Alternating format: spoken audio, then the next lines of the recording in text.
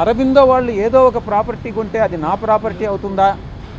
అరబిందో వాళ్ళు రోజు ఒక బిజినెస్ స్టార్ట్ చేస్తారు, ప్రతి సంవత్సరం బిజినెస్ స్టార్ట్ చేస్తారు. అవన్నీ నా బిజినెస్లు కాదు కదా.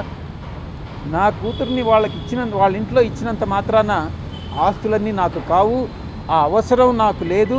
మీరు ఏ విధంగానైనా మీకు ఇన్వెస్టిగేటింగ్ ఏజెన్సీ ఏ రకంగానైనా ఇన్వెస్టిగేట్ చేసుకోవచ్చు.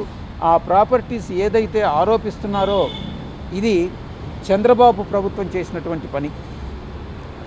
ఒక చంద్రబాబు గారి ప్రభుత్వం చేసినటువంటి ఒక నీచమైన పని ఏదైనా ఉంది అని అంటే ఇది.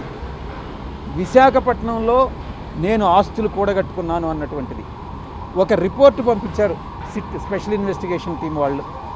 విశాఖపట్నంలో ఉన్నటువంటి అవ్యాన్ రియాల్టర్స్లో ఉన్నటువంటి ఆస్తులన్నీ కూడా సాయిరెడ్డివే అని అన్నటువంటి. నేను ఒకటే చెప్పా, ఇదే సాయిరెడ్డి అసెట్స్ కానీ అయితే మీరు ఆ అసెట్ కొన్నటువంటి సోర్స్ ఆఫ్ ఫండ్స్ని మీరు ఇన్వెస్టిగేట్ చేయండి. అది నావని కానీ ప్రూవ్ అయితే నేను పర్మనెంట్గా రాజకీయాల నుంచి విరమించుకుంటాను. నేను ఇప్పుడు రాజకీయాల నుంచి విరమించుకోదలుచుకోలే, మళ్ళీ కూడా చెప్తా ఉన్నాను నేను.